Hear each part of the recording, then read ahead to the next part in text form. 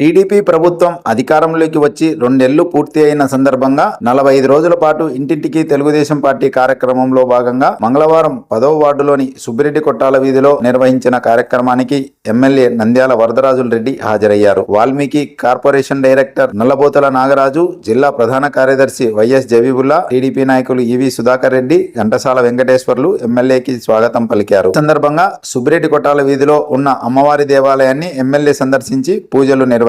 వార్డులో ఇంటింటికి వెళ్లి ప్రభుత్వం ప్రజలకు అందిస్తున్న పథకాలు అందుతున్నాయా లేదా అన్న విషయాన్ని ఎమ్మెల్యే అడిగి తెలుసుకున్నారు. పథకాలు పొందుతున్న ప్రజలు తమకు తెలుగుదేశం పార్టీ ప్రభుత్వం చేస్తున్న మేలు కొనియాడారు. మేనిఫెస్టోలో ఇచ్చిన అన్ని హామీలను ప్రభుత్వం నెరవేరుస్తోందని ఎమ్మెల్యే తెలిపారు. ఆర్టీసీ బస్సుల్లో మహిళలకు ఉచిత ప్రయాణ సౌకర్యం, ఏడాదికి 3 గ్యాస్ సిలిండర్లు, తల్లికి వందనం ద్వారా విద్యార్థుల ఖాతాలో 15,000 జమ తదితర పథకాలపై ప్రజలు సంతృప్తి వ్యక్తం చేసినట్లు ఎమ్మెల్యే పేర్కొన్నారు. ఈ కార్యక్రమంలో మాజీ కౌన్సిలర్ వంగనూరు మురళీధర్ రెడ్డి, టీడీపీ నాయకులు దుగ్గిరెడ్డి రఘునాథ్ రెడ్డి తదితరులు పాల్గొన్నారు. సెక్యూరిటీ గార్డ్ గా పనిచేస్తున్నాడు హాస్పిటల్ నందు ఉన్నాడు. కొడుకు దగ్గర ఎందుకు లేరు మీరు?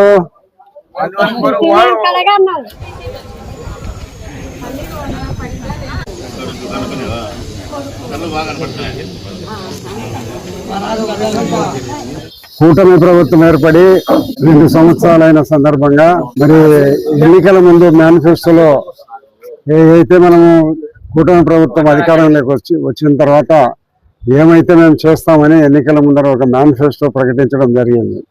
ఆ మేనిఫెస్టోలో సూపర్ 6 మేనిఫెస్టో అనేది విడుదల చేయడం జరిగినప్పుడు ఈ ప్రజలందరూ, ఆంధ్రప్రదేశ్ ప్రజలందరూ అన్ని ఆదరాభిమానాల వలన కూటమి ప్రభుత్వం అధికారంలోకి వచ్చింది. గత ప్రభుత్వానికి కేవలం 11 సీట్లు మాత్రమే వచ్చినాయి.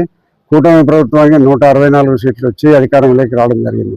ఇంత భారీ సంఖ్యలో ఎమ్మెల్యేలను ఇచ్చిన మరి కూటమి ప్రభుత్వానికి ఎన్నికల ముందర ఏమైతే చెప్పినామో వాగ్దానాలు అన్నీ కూడా నెరవేర్చడం జరిగింది. చెప్పిన ప్రతి వాగ్దానం కంప్లీట్ అయిపోయింది. మరి ఒకసారి ఇంకా చెప్పని వాగ్దానాలు కూడా కొన్ని ఇవ్వడం ప్రజలకు అందించడం జరిగింది. కాబట్టి భవిష్యత్తులో ఇంకా ఈ ప్రభుత్వాన్ని ప్రజలకు చేరువయ్యేదానికి, ప్రజల దగ్గరికి వచ్చి ప్రజల అవసరాలు ఇంకా ఏమి అవసరాలు ఉన్నాయి, ఏం తీర్చాలనే ఆలోచన కోసం మేము ప్రతి 45 రోజులు ఇంటింటికి పోయి మిమ్మల్ని అక్కడ కనుక్కొని వాళ్ళ అభిప్రాయాలు తీసుకోమని చెప్పింది జరిగింది. ఆ అభిప్రాయాల భాగంగానే మేము వార్డులో తిరుగుతున్నాము. ఇప్పటి వరకు చేసిన అభివృద్ధి కార్యక్రమాలు అన్ని రకాల వాళ్లకు చేరినాయని, బస్సుల ప్రయాణం కానీ, సిలిండర్లు కానీ, పెన్షన్లు కానీ అన్నీ మాకు చేరినాయని సంతోషంగా వాళ్ళు చెప్పడం జరుగుతుంది. భవిష్యత్తులో ఇంకా ఏమైనా చేయాలనే దాని గురించి కూడా అడుగుతున్నాం. కానీ ఇప్పటికే సౌకర్యాలు బాగా ఉన్నాయి, ఇంకా ఏదైనా అవసరం ఉంటే మీరే ఆలోచించమని వాళ్ళు చెప్తున్నారు. కాబట్టి కూటమి ప్రభుత్వం వచ్చిన తర్వాత మొత్తం అన్ని రకాల అభివృద్ధి కార్యక్రమాలు చేయడం జరుగుతుంది. ఈ రాష్ట్రంలో ఇప్పుడు జరిగినది ఏమిటంటే 2019 నుంచి 24 వరకు ఉండబడిన వైఎస్ఆర్సీపీ ప్రభుత్వంలో ప్రొద్దుటూరు పట్టణంలో పేదలకు 23,000 ఇళ్ళు ఇస్తామని భూములు కొనుగోలు చేయడం జరిగింది.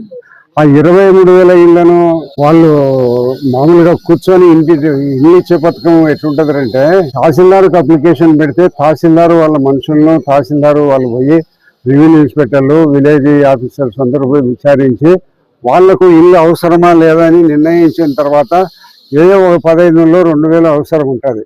అయితే ఆ మాదిరిగా చేయకుండా మన మాజీ ఎమ్మెల్యే గారు ఎంతమందికి ఎక్కువ సంఖ్యలో ఇల్లు చూపిస్తే అన్ని ఎకరాల డబ్బుకు భూమి కొనవచ్చు. ఆయన ఏదో 15 లక్షల రూపాయలతో ఎకరాకు భూమి కొని 20 లక్షల రూపాయలతో ప్రభుత్వం దగ్గర తీసుకున్నారు.